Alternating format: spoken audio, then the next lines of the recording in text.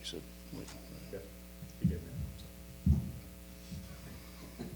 all right, what's up, guys? Girls.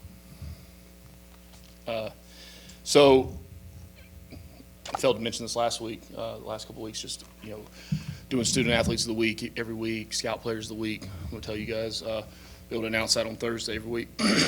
Student athletes of the week, Micaiah Scott on the defensive side and Bailey Stockton on offense. And then, scouts of the week. Special teams was Troy Stevenson, who's been doing a really, really good job, not just on special teams, but defense as well. Really developing as a young player on the back end of the defense. Offensively, on the defensive field, but offensively, Dalen Gordon. I mean, he just proves like when you're selfless, you're the selflessness of someone, and no matter what age, whether you're freshman, sophomore, junior, senior, it doesn't matter. You're going to do what it takes for what's best for the team and the team to win. Did a really good job this week. Took a lot of reps doing it.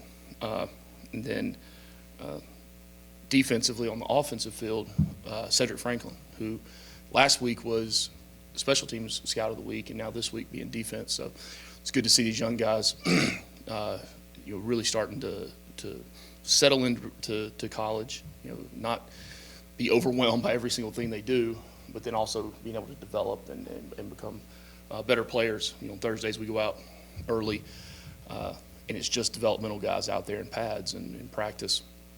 So today was the fourth week of doing that with those guys and getting an extra 40 minutes of work in with them. And so all the young guys, and there's older guys in there too. But, just like last year, we started off doing these, and some of those guys end up being contributors. Some of them end up being guys that really help you as the season goes on, and that's what we're trying to do, is develop the depth on the football team, so to have more guys that can help us. So, but as far as looking forward now to the weekend, being back home again, and the environment that we've created here at Bobby Dodd, as far as the fan support and the atmosphere and the students who've been amazing, really the last 2 years, and just really excited to get back in front of them and give them a good product on the field and be able to go out and compete on Saturday. And look, as a football team, we have a lot of decisions to make, and really the next 3 days give us the time to make those decisions. And those decisions come down to really, who's going to compete, right? Who's going to compete for 60 minutes, right? Who's all in, right? Who's, a big one for me, who loves playing football and who just loves being a football player, right? Because you have those all the time, and I think that's a big thing that we have to decide. I mean, each individual player has to decide: do you like playing football? Do you love playing football? Because it's hard, right? Or you just like being on the team, right? And look, those decisions that are made, they ultimately impact the outcome of every football game. So, as you go on in the season, stakes become higher, right? And then results of the results become higher, right? The results of your actions, the results of not doing your job, to make it pretty clear. So, that's what I challenge everybody in the entire organization. And when I challenge people, I say that starts with myself, number one, right? It is the head coach, the coordinators, assistant coaches, staff members, players, everybody. When we're all in, and we're all in it together, every one of us. So it's all about the decisions, and we got to make those decisions. So looking forward to being out there again on Saturday afternoon, and looking for a good game versus a good opponent. So with that, I'm open to any questions. You were hopeful to have some injury updates by this point in the week. Anyone in particular you want to share any thoughts on? Most of the guys we game time decision kill in regards to anybody that's hurt, injured, hurting. It looks like could have some nasty weather on Saturday. How do you prepare for that, knowing it could be kind of wet out there on Saturday? What's it supposed to be? Pretty wet. What percentage? 81 today, last I looked. Is it going up? It's gone down a little bit. I saw 60, I saw 80, I saw 60 again, I saw 70, I saw. Yeah, but that's the latest I've had too. We track that starting on Monday, and what the weather's going to be, whether it's wet, whether it's wind. We have plans for that. We prepare for that during the week. We're always going to go an extra step to make sure we are prepared to be able to simulate it as close as possible. You do wet ball drills, you do different things to simulate the disadvantage that might occur with weather. But when you look at weather, when you play a football game, it's the same external factor that affects both teams. So it's not an excuse. There's never an excuse when it comes to that, because both teams are playing in it. Whether it's good weather, bad weather, hot, cold. Coach Saban used to talk about if you're gonna fight in the Baltics, you have to train in the Baltics. So it's pretty simple when it comes to that. When we talked to Clayton on Wednesday, he felt they had a good day of practice. What did you see from the team this week, in their preparation? Well, I'd have to disagree with Clayton, but that was after watching the film. But I think we need to continue to make personal decisions across the board and increase our sense of urgency. And when it's all said and done, it doesn't matter what type of week it is. The whole goal of the week of practice is to shrink the gap between practice and the games. And that's what we try to do as coaches. That's what when you have players understand that and buy into it, that becomes the growth in the program. I know VMI is going to be without their starting quarterback this weekend. Do you think that changes how they're going to do things on offense, or how they're going to try to attack you guys, or anything like that? Wish I had a game plan. It's hypothetical thoughts and wishes to be able to know that. So you have to plan and be able to make adjustments. We have some things in mind that we think we might see with the other quarterback playing, but we won't know till 3:30 on Saturday. You've played 3 games now, and it seems like you're maybe not thrilled with maybe some effort and things like that you've seen through these games. Do you start to look to expand who you might play and who's in that bubble of playing this week? I decide who plays. They determine if they're ready to play. Right? There's not sitting somewhere where you wait your turn or wait around. You create your own opportunity, and you create your own opportunity by the way you go out and prepare, the way you practice, the way you develop, the way you improve. Big thing, you get a chance, opportunity of guys that might be on scout team or 50% scout team. You got to go over there and you got to give everything you have, right? You got to play it like it's a game, and that's what I'm talking about with shrinking that gap. So, I've never said I'm not pleased with effort, though. I've never said those exact words. I could be. Hypothetically. Another hypothetical. I don't like that word. Zach Pyron, I know you're very complimentary of him over the summer. He's been part of the game plan so far. What does he do every day to prepare himself to go in if needed? Prepares as a starter, and that's the challenge to everyone that's a backup on paper, that's a backup role, whether it's a backup where they may or may not go in a game, or it's a true backup where it's an injury situation, or it's a backup just merely on paper and someone else might go in. But when you get to the point where all of those guys are preparing the same as if they're a starter, you have a chance to improve your overall on your football team, because they're going to push the other guys. They're going to, if they improve themselves. Look, we're going to play the best 11 on offense and the best 11 on defense every week. So as those guys continue to elevate and improve themselves, they're either going to bypass the guy in front of them, or they're going to make that guy in front of them improve.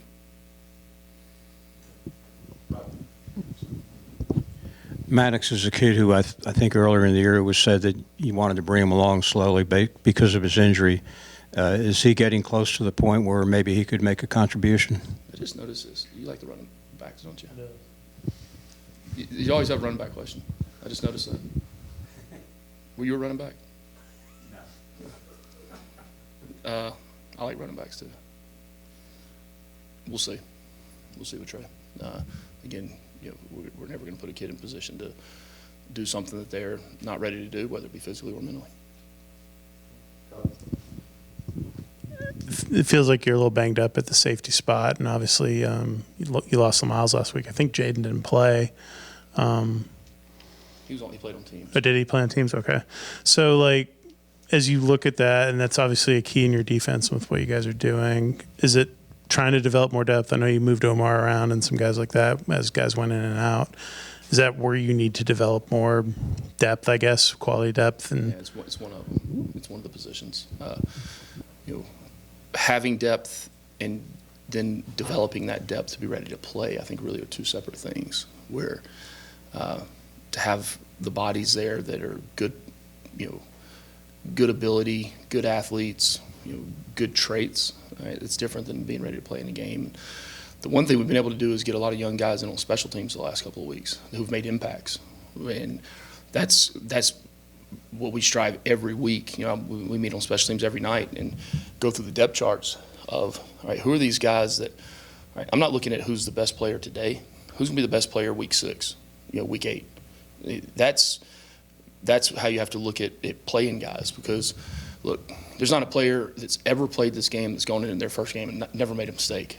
Everyone is going to, you're going to learn, but you learn by doing. You don't learn by sitting there and watching people. You learn by doing. So, and when you're getting live game reps on special teams, now you've shrunk that gap that first time they do get on the field. So, and for whatever reason, I mean, they're involved in special teams, and they're more attentive in the offense and defense, and they become more locked in, more engaged. They feel what it's like to be on the field and how much fun and exhilarating it is, and the energy, and so they work harder offense and defense then to get in the mix. And we have a lot of those guys now. I mean, I don't want to miss one of them. I mean, last week, Harp has been on the field. Jaden, you mentioned Jaden, Montre had some really big plays the last couple of weeks on special teams. Jordan Boyd, I mean, he's a big old dude that can run now, and to watch him run down on kickoff. And, Christian Pritchett, I mean, he's another one that's Scooter's another one that's a young guy that's getting in there and playing. And I don't want to miss one of them, but we've got a good handful of young guys that we're getting in on that special teams in hopes that we continue to develop those guys and get them on the field too. Long answer to a short question, but. LaMiles Brooks, how proud are you of him and how far he's come and what he's meant to this program, especially off the field and his locker room presence? Yeah, Miles is Miles. I hate it for him at times because he has had a really, I don't even say an injury bug. He's just been banged up, for a while, and it's just about the time he starts to come back to full speed. Something else happens. I know Miles Brooks since he was in 9th grade, and started recruiting him when I was in Tuscaloosa. Him and his teammate, and they came up to a summer camp that summer. I think I showed it to him recently. It was he was like 6 foot tall, and he was like 138 pounds coming out of 9th grade. It was him and his buddy that came with him. They were both like right at 6. They're right 6 foot tall, 6'1", both like just shade under 140 pounds. So both of them, and both of them ran like 4.6s, in 9th grade. So then to be able to really, he's been here almost every step of the way that I've been here. And relationships with players go so much deeper than on the field, right? Do I wish he was able to be able to sustain and be, have that consistent run that I know he wants? Yeah, I do. I love him. I love his family. But when a guy is banged up, to see him still be like a coach on the field and take younger guys, not get into a pouty mood and be to himself. But I mean, whenever those things happen, he's still out there encouraging guys, coaching guys, being a positive person. Learning how to be a leader sometimes is the hardest thing in leadership. And I think over the course of the last 2 years, really to see his maturity and how he's grown and off the football field, he can be successful in whatever avenue he chooses. You look back 10, 15 years from now, and Miles Brooks, he's still Miles in my phone. So, but Miles, he's going to be successful in wherever he ends up. On the offensive line, you have a really veteran group. You kind of your core guys that start and play a lot, other than Jordan, who hadn't played quite as much. But it seems like some of the younger guys behind them, the Brandon Best, the Harrisons, the Tana, those guys haven't played as much in a game. Does that give you pause when you start to look at maybe making substitutions and that kind of thing in the game? Or are you interested in just getting them in to see how they perform and getting a look at them at some point? No, that's – you've heard me say before, it's not the YMCA where everybody goes out and plays. And just kind of touching back on what I was saying earlier, in that they earn that right to go out and play. And, there's been years where you play with 5 O linemen and hold on to it and hope that nobody gets banged up or hurt, which is hardly ever happens at that position. You've had years you had 6, 7, thought you were okay going into the season and lose 3. So there's been years that we've played 8 guys and been able to consistently play 8 guys through the year. So it really depends on when those guys become ready, right? And you don't want to put them in there just to see how they're going to do. You're going against everything we talk about in preparation to win, right? You put guys out there when you know they are ready to make mistakes and learn from them. It's different than going out and getting beat or making a mistake, right? And then all of a sudden it's just a mistake. You don't know what you did wrong, right? But when you've mentally gotten to the point where, look, you know someone's going to go out there, you know they're going to have a bad play, right? You don't know when that play is going to be, but you know that next time that situation comes up, right, they're going to be able to execute it the way they're supposed to. And line's different in a lot of ways because it's so much of a maturity, strength. There's some guys that just aren't strong enough yet, right? And so they're not going to be in that mix to go out and see how they go out and play. But the guys that have the strength, they have the size, they have the ability, they have the knowledge. Now they just need to go out and do it. I think there's really 2 different buckets you're putting those guys in. So, but with all that being said, we got some guys that are really close to being able to get in and contribute. We do, and I'm excited whenever that time comes and we meet on Friday night every week and talk about who's going to play and how we're going to play the guys, and